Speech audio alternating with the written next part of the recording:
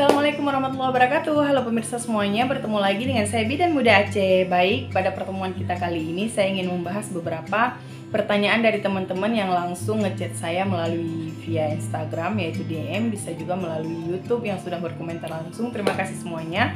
Berkat kalian sehingga membuat saya menjadi lebih semangat untuk mengupdate video-video terbaru gitu ya. Jadi alhamdulillah atas support dan dukungannya. Saya kira ini hanya sekedar iseng-iseng saya untuk buat konten seperti ini, tapi alhamdulillah ternyata disambut dengan positif dan alhamdulillah semoga ini menjadi suatu yang sangat bermanfaat atau edukasi informasi yang lebih baik lagi ke depannya hingga bermanfaat untuk khalayak ramai gitu ya. Nih, yaitu ada beberapa teman-teman dari dunia maya yang sudah berkomentar langsung dan memberikan beberapa pertanyaan, dan saya sebelumnya mohon maaf karena saya tidak menjawab secara langsung atau tidak menjawab di waktu yang sama gitu, karena saya juga mengumpulkan dengan beberapa jumlah pertanyaan sehingga bisa kita langsung buatkan video khusus mengenai pertanyaan ini. Caranya ada di sini satu masalah yang akan dihadapi saat bekerja di Arab Saudi atau di luar negeri.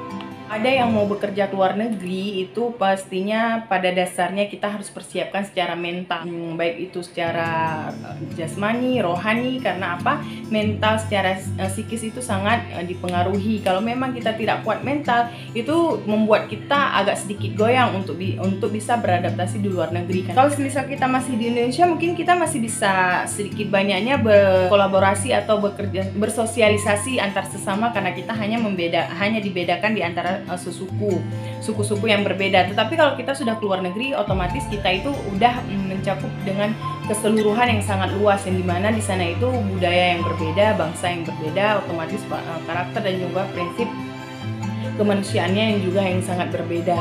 Maka dari itu hal yang paling utama kita persiapkan adalah mental kita dan skill yang kita punya di luar negeri itu. Saat kita bekerja di sana itu kembali kepada kepribadian kita masing-masing. Kenapa saya katakan demikian? Karena itu sangat dipengaruhi oleh ilmu pengetahuan yang kita punya. Satu, ilmu pengetahuan apa saja? Yaitu terkhususnya ilmu pengetahuan terhadap kesehatan, seperti contohnya kita pribadi ya, kita tentang kesehatan, tenaga kesehatan. Jadi ilmu tentang kesehatan yang memang harus diperdalamkan. Kemudian yang kedua apa? Yaitu ilmu komunikasi. Ilmu komunikasi ini juga sangat dibutuhkan. Karena kenapa? Karena kita kalau sudah di luar negeri itu otomatis bahasa yang kita gunakan lagi bukan bahasa Indonesia atau bahasa suku kita ya, yang dimana suku kita suku Jawa atau suku Jawa, suku Betawi, suku Sunda, Kalimantan, suku Aceh. Nah itu kita tidak pergunakan lagi bahasa daerah kita. Kita hanya menggunakan bahasa secara internasional, yaitu bahasa Inggris. Karena berhubung kita mengambil kerjanya di luar negeri, yaitu semisal contoh Arab Saudi, maka kita harus bisa menguasai bahasa Arab Saudi. Kalau kita ke Jerman ya bahasa Jermannya, kalau kita ke Taiwan bahasa Taiwannya atau bahasa Mandarin.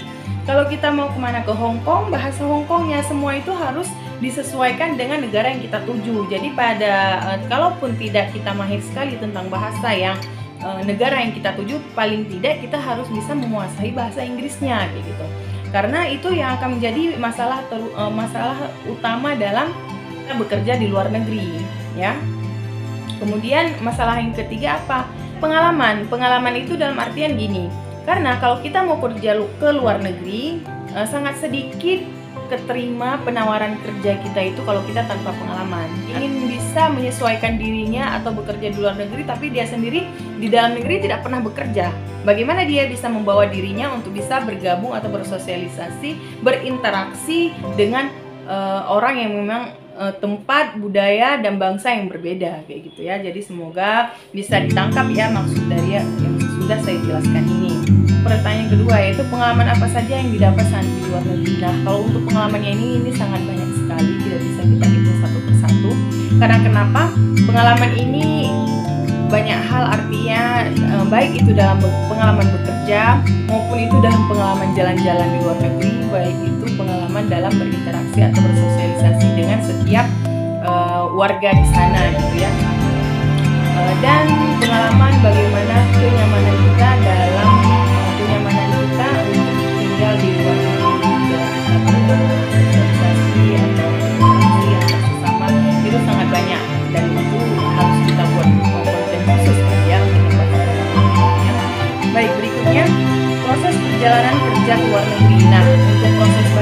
proses perjalanan kerja ke luar negeri, nanti insya Allah saya akan buatkan konten khusus bagaimana caranya, langkah-langkah apa saja nanti akan saya uraikan biar lebih terstruktur dan lebih detail gitu ya. Kalau saya jawab tidak akan bisa tergambarkan secara detail.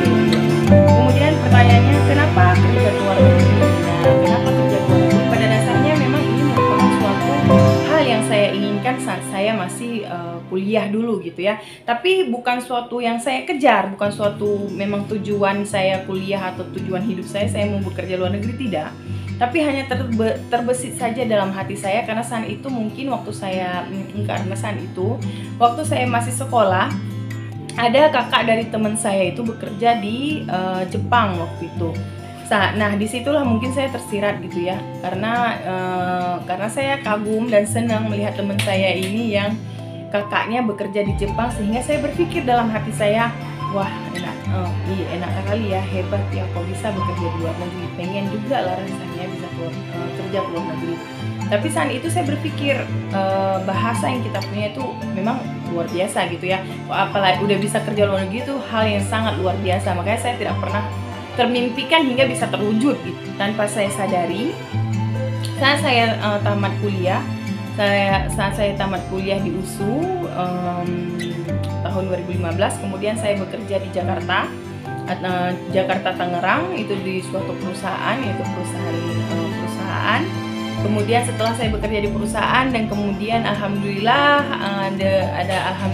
ada kesempatan, karena waktu itu saya suka searching, yaitu di Google atau di sosial media lainnya, saya suka searching, pengen tahu gitu ya untuk kerja, karena waktu itu saya sudah selesai kontrak saya kerja di Jakarta, karena saya nggak niat lagi untuk tinggal di Jakarta hingga saya mau balik kampung. Tapi kalau memang saya mau balik ke Aceh gitu ya, tapi kalau memang saya ada kesempatan untuk bisa bekerja, ya saya akan mencoba untuk yang lebih jauh. Kalau untuk di dalam daerah sendiri atau di negara sendiri, saya sudah tidak minat lagi. Saya cukup di situ saja, dan saya ingin pulang ke Aceh aja gitu niat saya. Nah, tanpa disengaja saya buka-buka loker gitu ya. Alhamdulillah ada kesempatan lowongan kerja untuk luar negeri. Nah, saya coba di situ. Setelah saya coba melalui beberapa seleksi berkas, seleksi wawancara, interview, dan lain-lainnya, kemudian alhamdulillah saya diterima. Nah, makanya dari itu saya sangat bersyukur sekali, alhamdulillah. Dengan saya bisa bekerja luar negeri, saya merasa jauh lebih saya jauh lebih bermanfaat, khususnya untuk orang tua dan untuk adik-adik saya semuanya. Maka dari itu saya sangat bersyukur atas apa rezeki yang Allah berikan, alhamdulillah ya. Dan saya doakan juga semoga teman-teman yang menonton video saya yang memang benar-benar niat sekali ingin keluar negeri tercapai segera, amin ya robbal alamin. Kemudian pencapaian selama bekerja di luar negeri. Nah, pencapaian apa saja? Ini mungkin saya agak sedikit tabu ya untuk men-sharing di YouTube ini pencapaian apa saja, karena ya mengingat hal-hal yang tidak diinginkan gitu ya. Jadi insya Allah lah next time saya lihat nanti kalau memang cocok dan layak akan saya sampaikan di video khusus gitu ya. Kemudian bagaimana tips mencari kerja setelah tamat kuliah? Nah, untuk topik ini nanti juga insya Allah akan saya bahas ya secara detail bagaimana caranya, biar semoga bisa terinspirasi untuk teman-teman lainnya untuk bisa menjadi peluang lebih besar lagi ke depan gitu ya. Kemudian kenapa pilih bidan? Kenapa memilih profesi bidan? Nah, untuk dalam hal ini pada dasarnya ya saya alhamdulillah sekali saya bisa menjadi seorang bidan, tapi pada dasarnya memang ini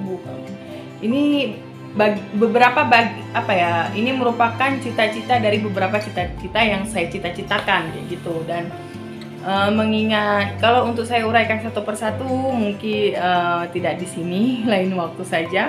Kenapa? Tapi singkat cerita, saya bersyukur alhamdulillah saya bisa menjadi seorang bidan, dan saya semoga ke depan menjadi seorang bidan sejati gitu.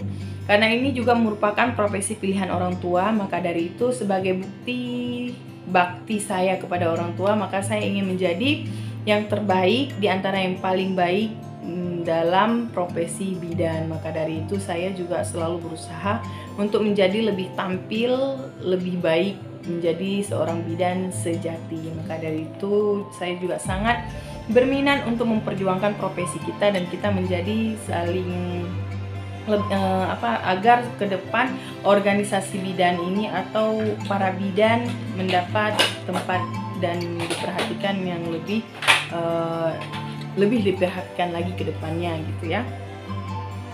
Baik teman-teman, terima kasih atas video kita kali ini. Semoga bermanfaat. Kalau memang ada hal lainnya yang ingin ditanyakan, langsung komen di bawah ini ya. Nanti insya Allah akan saya sampaikan di next video. Bye bye, thank you for watching.